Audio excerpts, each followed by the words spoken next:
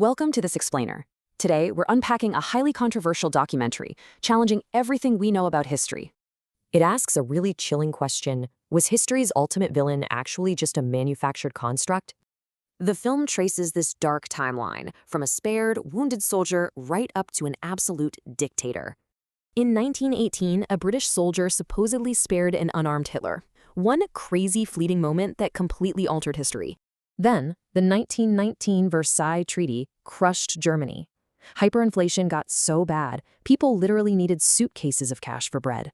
By 1933, the Reichstag fire was manipulated to pass the Enabling Act, perfectly legalizing a total dictatorship.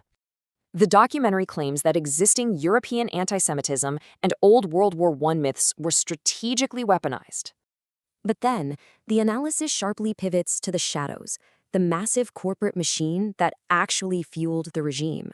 The source notes German unemployment violently dropped from 30% down to just 2%. This crazy recovery allegedly happened by closing central banks and rolling out a brand new MIFO bill system. Massive corporate collaborators stepped in. Companies like IBM supposedly even provided vital tracking technology for the regime. The source claims a fatal pattern. Leaders who violently challenge private banking systems often meet brutal ends. Zooming out geopolitically, the film introduces a super controversial idea, the concept of a shared global evil. It coldly compares the catastrophic death tolls of other 20th century leaders, like Mao Zedong and Joseph Stalin. So, World War II is framed not as one man's whim, but as collective European power struggles. As proof of this shared aggression, it points to the Soviet Union partnering with Germany to split Poland.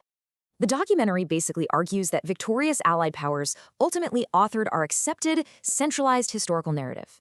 It pits that singular villain narrative directly against this darker thesis of a shared global evil. It claims a centralized villain was totally necessary to whitewash hidden Allied actions, like hiring Unit 731 scientists. Their chilling final thesis? History is gray, and the spotlight stays on the loser to bury winners' crimes. Leaving us with one big question: how easily can public sentiment be manipulated to manufacture a tyrant?